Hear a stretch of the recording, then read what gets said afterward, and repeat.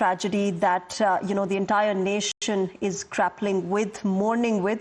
Union Home Minister Amit Shah will attend former Gujarat Chief Minister Vijay Rupani's last rites today in Gujarat's Rajkot. The last rites, remember, will take place post 5 p.m. Rajkot will pay tributes to the former Chief Minister for his final journey today. Remember, Vijay Rupani's mortal remains have been handed over to his family. Gujarat Chief Minister Bhupinder Patel has paid his tributes to the former Chief Minister and is accompanying the family to Rajkot. My colleague Hiten is joining us. He's been tracking this entire final journey of the former Chief Minister of Gujarat, Vijay Rupani. Hiten, अभी क्या कुछ हो रहा है? Handover हो गया है मॉर्टल remains का. अब एक फाइनल जर्नी की जाएगी, वो कब तक एक्सपेक्टेड है? अभी क्या कुछ हो रहा है वहां पर? बिल्कुल, देखिए, एयरलिफ्ट हो चुके हैं उनके पार्थिव शरीर को अहमदाबाद से राजकोट के लिए एयरलिफ्ट करके ले जाया गया। इस वक्त 2 बजे के करीब राजकोट एयरपोर्ट पे उनका परिवार जो है लैंड होगा। उस वक्त उनके साथ गुजरात सरकार के सभी मंत्री और सभी भारतीय जनता पार्टी के सभी वरिष्ठ नेतागण तक मौजूद रहेंगे। एयरपोर्ट से उनके घर तक एक यात्रा निकलेगी, अंतिम यात्रा। उसके बाद उनके घर पे 3 से 4 बजे तक अंतिम दर्शन के लिए पार्थिव शरीर को रखा जाएगा। उस वक्त गृह मंत्री अमित शाह, CR पाटिल समेत सभी वरिष्ठ नेतागण जो है उनके घर पे तक पहुंचेंगे। लेकिन इस वक्त मैं आपको बता दूं कि यहाँ पर लगातार इन्वेस्टिगेशन चल रहा है। देखिए, जो US की इन्वेस्टिगेशन टीम है वो तक यहाँ पर पहुंच चुकी है, बोइंग की टीम तक यहाँ पर पहुंच चुकी है और कंटिन्यू वो यहाँ से सैंपल्स कलेक्ट कर ले, एविडेंस जो है वो कलेक्ट कर रहे। उसके बाद कहीं ना कहीं उसकी जांच की जाएगी कि आखिरकार वो प्लेन क्रैश कैसे हुआ। दूसरी तरफ मैं आपको बता दूं 5 बजे विजय रूपानी एक्स CM जो उनकी अंतिम यात्रा है वो उनके घर से क्रिमेशन सेंटर तक के लिए रवाना होगी और 6 बजे वो पंचतत्व में विलीन होंगे। उस दौरान गृह मंत्री अमित शाह और CR पाटिल समेत सभी गुजरात सरकार के सभी वरिष्ठ नेतागण, मंत्री, मुख्यमंत्री भूपेंद्र पटेल खुद वहां पर मौजूद रहेंगे। देखिए, विजय रूपानी के अगर हम बात करें तो एक सरल और सभ्य नेचर के वो नेता थे जो अपने बेटी को मिलने के लिए लंदन जा रहे थे। उस दौरान इस प्लेन में वो सवार हुए थे और इस क्रैश में उनकी भी मौत हुई है। हालांकि आज राजकीय शोक जो एक दिवसीय गुजरात सरकार ने डिक्लेयर किया है। जो ट्रायंगल फ्लैग है उसको झुका दिया गया है पूरे गुजरात में और पूरी गुजरात सरकार जो इस वक्त उनके परिवार के साथ खड़ी है। राजकीय सम्मान के साथ उनका अंतिम संस्कार जो है राजकोट में किया जाएगा। उसके लिए यहाँ से एयरलिफ्ट करके उनके पार्थिव शरीर को रवाना कर दिया गया। बस अब से 1 घंटे में यानी कि 2 बजे के करीब राजकोट में परिवार जो है उनके पार्थिव शरीर के साथ पहुंच जाएगा।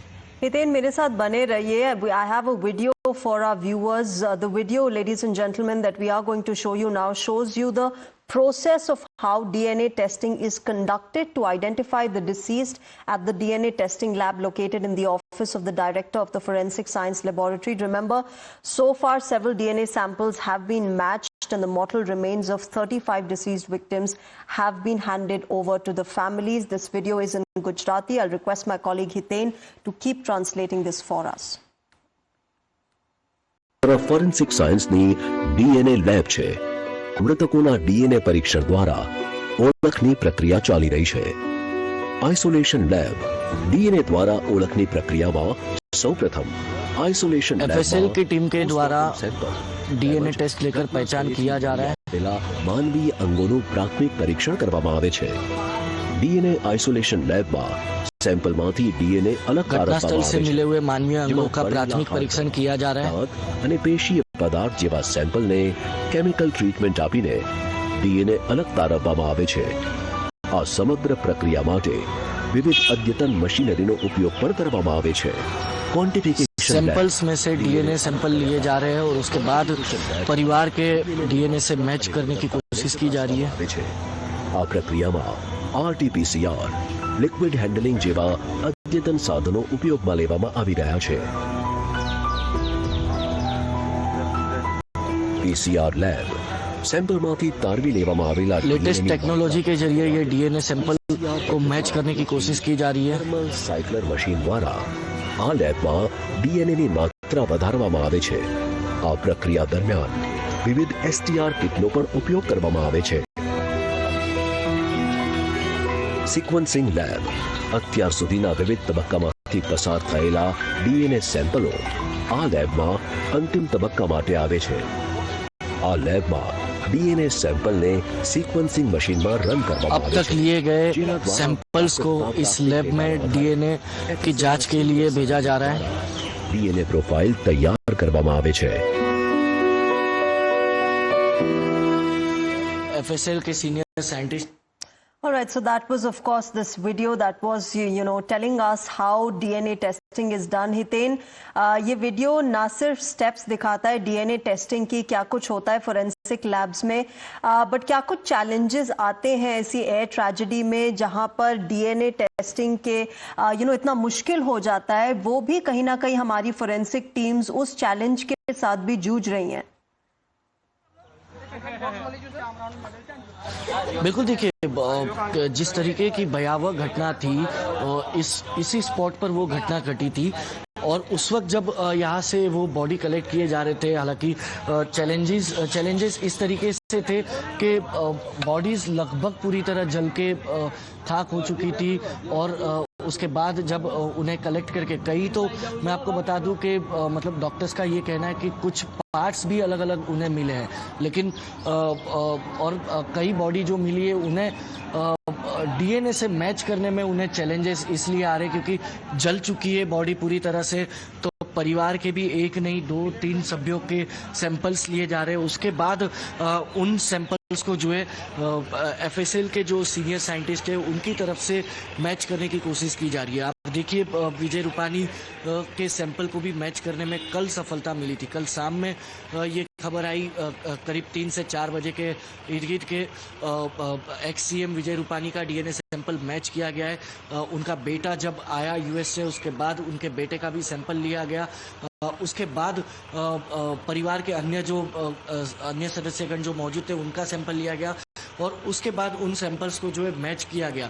तो दिक्कतें कई है, चैलेंजेस कई है, इसीलिए कहीं ना कहीं एक बॉडी को आइडेंटिफिकेशन के लिए जब DNA सैंपल लिया जा रहा है तो उसके बाद फैमिली मेंबर्स को कहा जा रहा है कि 72 आवर्स लग सकता है. 72 आवर्स के अंदर आपको FSL की तरफ से कॉल आ जाएगा, उसके बाद ही आपको अस्पताल आना है. इस तरीके की जानकारी जो है इस वक्त अस्पताल से जो भी फैमिली मेंबर्स है उन्हें दी जा रही है.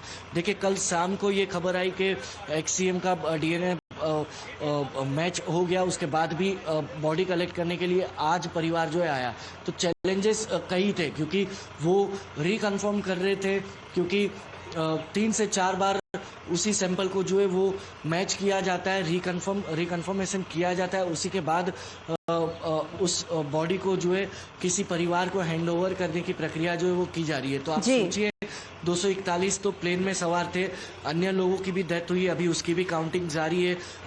सरकार की तरफ से या सिविल अस्पताल की तरफ से जो आंकड़ा आया है अभी वो 275 के करीब ही है, लेकिन अभी भी कहीं ना कहीं उनका ये कहना है कि आज जैसे सवेरे एडिशनल सुपरिटेंडेंट ने जब आज सवेरे प्रेस कॉन्फ्रेंस की थी उसमें उन्होंने ये कहा था कि 92 जितने बॉडीज के सैंपल लिए गए थे लेकिन उसमें से 87 मैच हुए, यानी कि बाकी कुछ पार्ट अलग अलग थे वो एक ही बॉडी के थे, इसलिए उसे बाद में जाकर उस 92 से 87 पर ले जाया गया. और अब तक मैं आपको बता दूं कि 47 परिवार को जो है बॉडीज जो है वो हैंड ओवर कर दी गई है. तो अब धीरे धीरे अब देखिए VIP प्रोटोकॉल था, एक्स CM की डेड बॉडी हैंड ओवर होनी थी, उनका अंतिम संस्कार राजकीय प्रोटोकॉल के जरिए पूरे राजकीय सम्मान के जरिए होना था. तो कहीं ना कहीं जब उनका परिवार वहां पहुंचा था उस वक्त अन्य परिवारगण को बॉडी हैंड ओवर करने के लिए प्रक्रिया स्टॉप कर दी गई थी, इसलिए ये आंकड़ा अभी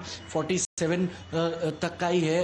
अब जो है धीरे धीरे फिर एक बार जी हितेन, तो वो आंकड़ा बढ़ रहा है and hopefully loved ones who've lost their family members will be able to finally receive the mortal remains of their loved ones who have been killed in this air tragedy. Hiten, मैं आपके पास आती रहूंगी. Thank you very much for joining us at the moment, ladies and gentlemen.